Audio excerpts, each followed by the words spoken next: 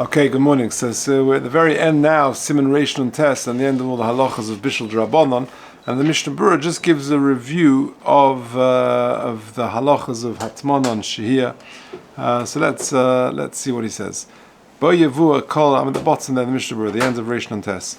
Bo Yevua al Ikri Ha'inyonim al Shal Shehiya v'Hatmana b'Kitzur v'Mogan Avram v'Tesefes Shabbos Sha'arei Achronim. So it's a summary of the conclusions of the Mogan Avram, the Tesefes Shabbos, etc. Klora de Milsa. Bizman hazeh, she'onu manichin ha'kederis b'tei chatana. We leave kederis in the oven, megulois, when they're exposed. Ve'inonu oisin shum hatmana soviv dafnei sehen, and we're not sort of wrapping them and insulating them. In Kain, ein loim rak din Shehiya. The primary concern over here is going to be Shehiya. V'loi hatmana b'davar mesiv hevel. V'afim ha'emida ala gecholim. Even if you put them the tanur, the kadera on the gecholim, since they're exposed at the top, it's not considered proper hatmana, which is got to be fully surrounded. And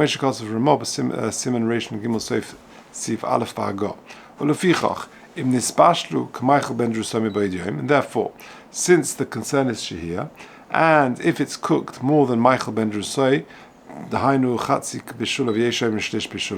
either half or a third cooked, then you're okay. You're allowed to do Shehiya.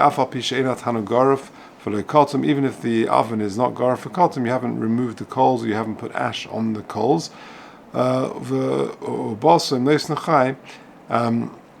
And meat, if you put it in raw, very close to Shabbos,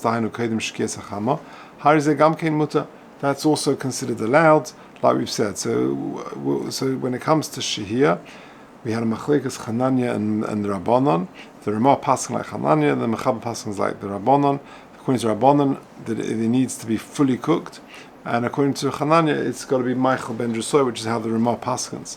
But if you put some raw meat in before, everyone agrees it's okay because we're not worried shemichate. Avod sli, but if it's roasted, which cooks much more quickly, of course, or mine botzek, or if it's dough, or mine kidneys, or pastidin, some sort of beans or mazonas, loy mahanichai. Then putting raw, the fact that it's raw and hasn't been cooked yet is not going to help you. But so actually, it's bashal Michael ben Drusoi kedem Shabbos, and it's got to be cooked Michael ben Drusoi before Shabbos. Achim noisin bohem chatichas basachai soman chashecha. But if you put some meat inside of that, like a meatloaf or something like that, basachai, you put some raw meat in that pastida or in that thing, in the chulant, then afilu hem betchila b'shulam gam kein muta, then it will be okay. Of a tanur tuach batit hakol shor, and if the tanur is sealed, then everything will be okay. Just have a look at 21 and 22 short notes. Since the meat is raw, then you will divert your mind from eating it till tomorrow. It's going to cook the whole night, and therefore we're not worried that you're going to stoke the coals. And 22, but that only works for meat, which is going to take a long time to cook. But other things which cook more quickly, then there is a concern of doing chitui. Okay, carrying on the Mishnah Berurah, the last line of the right-hand column. If he's worried, or he knows that there are sort of smouldering, flickering coals, they're still alive, then you shouldn't open the oven unless through an Yehudi, through a non-Jew, not through a Jewish person, because that will cause the fire to kindle. And if the gecholim are around the pot, then you get a non-Jewish person to take the pot out. If you look at 26, he explains, like we explained, because you're inevitably going to move the coals, and that will be mechaber, that will extinguish the lower coals. The CM Shom Shabbos Yesh Lahakal Adei Yehudi.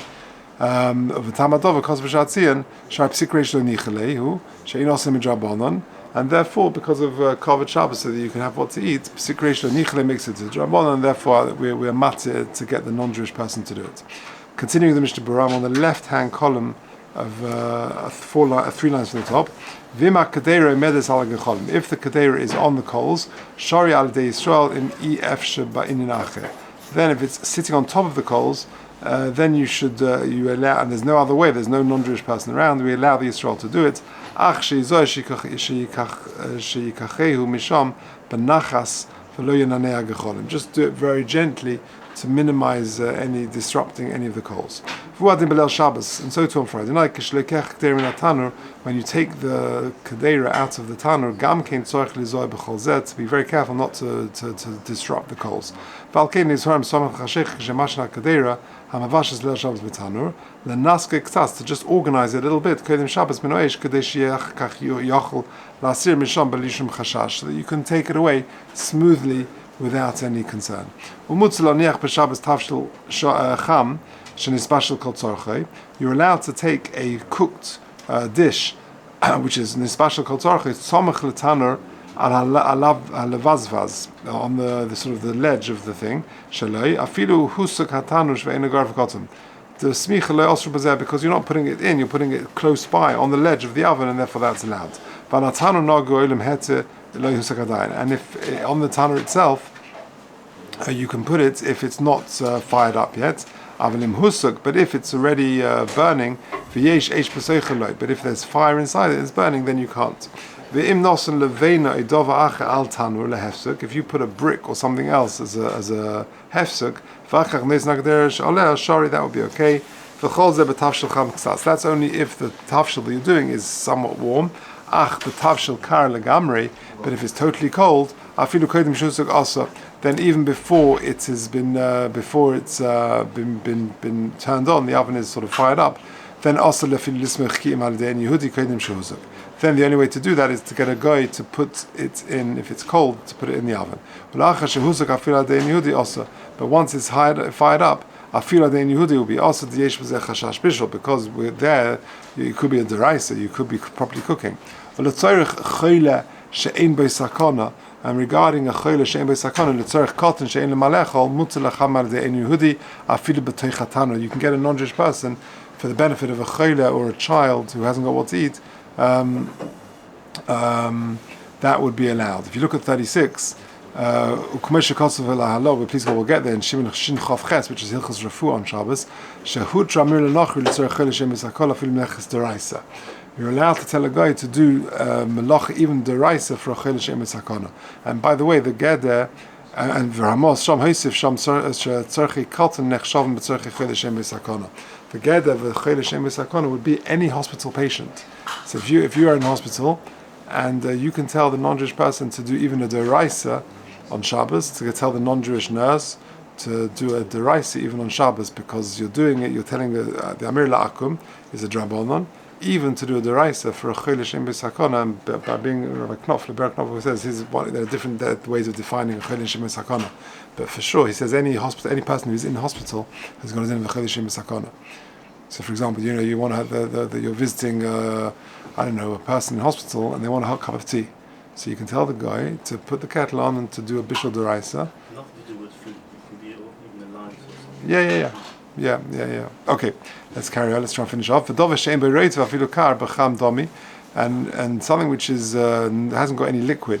Even if it's cold, it's got the din of the cham here that you can do it. The double yavish and it's done in kaimel on the ein bishlach habishal, because for a dry thing we say ein bishlach habishal. Okay, peres chayin. If it's raw fruits, even though they can be eaten raw, they've got a din of liquid foods. Where it's still shaykh bishul. And putting something on the kadera which is fixed in the oven, dinner kamoi ala tanur b'toich ha'kochlen, which we discussed. Veloses l'toich hamayim. Veloses l'toich hamayim shebekadera he kan to put a bottle of liquid, submerge it fully. Pshita da also, we've said that before. Yisrael also l'tei mayim l'toich kadera he b'Shabbos afilu kodim shuzuk, and Yisrael can't even put it before Shabbos. You can, if he did it, then you can benefit from him. When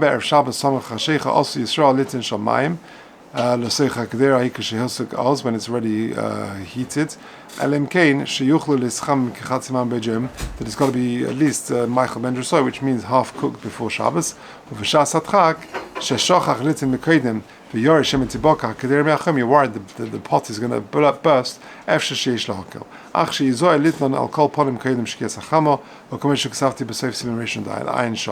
Also, lichrich b'Shabbos kadera im Michael cham b'karm v'ksosus you can't initially wrap things to maintain the heat. But to re-wrap them would be okay. If it's in the same pot, then you're allowed to change it from one pot to another. Okay, so that's the Mishnah Berurah summary. Let me give you my little summary, if that's okay, because I've got notes that I've taken myself from over the years.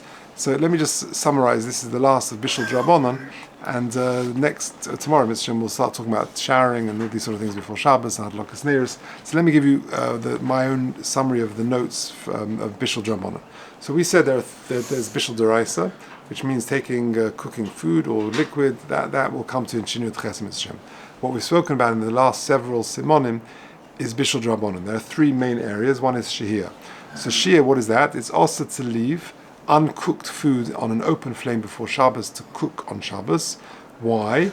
So either Shemi Yechata, you might stoke and cook it, that's Rashi's concern, or the Rambam's concern is you might increase the fire. So you're not allowed to leave uncooked food on an open flame before Shabbos. For either of those two reasons, Rashi Shemi Yechata might come and stoke and cook, or Rambam might come and increase the fire. However, it is okay if it's fully cooked, according to the Chachomim, and that is how the Mechaber paskins, or it's Michael Ben Drusoi, which is Chananya, how the Ramah paskins. The Mishnah Berurah says only b'di'evad you should go like that, but the Chazon Ish says lechatchila that once it's Michael Ben Drusoi, you can leave it on the open flame. We've said if it's raw meat in a pot, then it's okay. You're not worried Shemi Yechata because it's going to take all night to cook it. Then we're not worried you might come to expedite it. If it's gar for cotton, that means you need a blech. That's the way to solve the problem. So therefore, if you want to leave something which is uncooked on a flame, just make sure there's a blech there. That's gar for cotton. Because therefore, if it's gar for cotton, in the good old days, you're taking away the coals, or you're putting ash on the coals. That's gar for cotton. Gar means you're taking away the coals. So the contemporary equivalent is putting a blech on. Do you need to cover the gas knobs as well? Moshe says yes. Rabbi Yashav says no. I think contemporary practice is not to cover the gas knobs. So long as you've got a blech over the flame, that's sufficient. Hot plates, Moshe says it's okay if there's one setting. If there's adjustable settings, then some people line them with heavy foil. But we've seen that the minhag is not to line the hot plates. The oven, gar for cotton is very hard to do in an oven. How you're going to put a blech in an oven? So some people do these inserts, but again, it's not very. It's very hard to do in an oven. The crock pot is very common, and that you need to line the heating element with foil. That's the equivalent of gar for cotton on your crock pot. An urn, you can't cover the heating element, which is at the bottom of the urn, and therefore water in adjustable urns, you've got to make sure it's Yatzaleh display before Shabbos. So make sure that you switch on the urn a good 20 minutes, half an hour before Shkia to make sure it's at least Yatzaleh display. So that's Shehiya. Chazora. Why did Chazal forbid Chazara? So you've got something fully cooked and you want to put it back in. So either Shemi Yechatze, that's Rabbeinu Tam, or Rashi says Mechse Kamavasha, it looks like you're cooking. We said there are 5 conditions of Chazara. So you want to take your tefillin Friday night and you want to eat it, have a bit, and then put it back on for Shabbos morning. So we said there are 5 conditions to allow you to do it. Number 1, it's got to be gar for cotton, which means you've lined your crock pot. Number 2, it's mevushal kol tzarchei, it's fully cooked. Number 3, it's oidecham, it's still warm. Number 4, oide biyodei, it's you're holding on to it. And number 5, daita lahachse, you've got to have intention to put it back in. And conditions 1 to 3 are essential, but b'shas atchak, if no 4 or 5, i.e. it's not oide biyodei, or you forgot to have intention to put it back, then b'diavad, that's okay. That's Chazor. Hatmana, Chazal forbade Hatmana to insulate, because when you're insulating, you may notice that the pot has cooled, and then you may come to heat it up. That's Rashi's concern, or you may come to kindle it itself. That's the Rashi's concern. Hatmana b'dov hamamid hevel. that's also on Shabbos, but it's okay before. Hatmana b'davar ha'moisif hevel is also even before Shabbos. Hatmana is only a problem to retain the heat, to protect food or to stop food from dissolving. That's okay, and therefore Rabbi Falk writes that the first wrap of cold, dry schnitzel nern or upturned kli on a hot plate is okay. Just don't. But it's the second wrap, which is to maintain heat, is a problem. But and also, or just don't fully surround the food with foil. Kishka in a chulant and things like that, or even kigel in a chulant, you can wrap it since the intention is to prevent dissolving. It's not to store the heat. So wrapping the kishka or the kigel and putting it in the chulant, that's not a problem of hatmana. Beseda. Okay, so there we have Shehiya, Chazora, and Hatmana. Miss Hashem, tomorrow we'll move on. Beseda.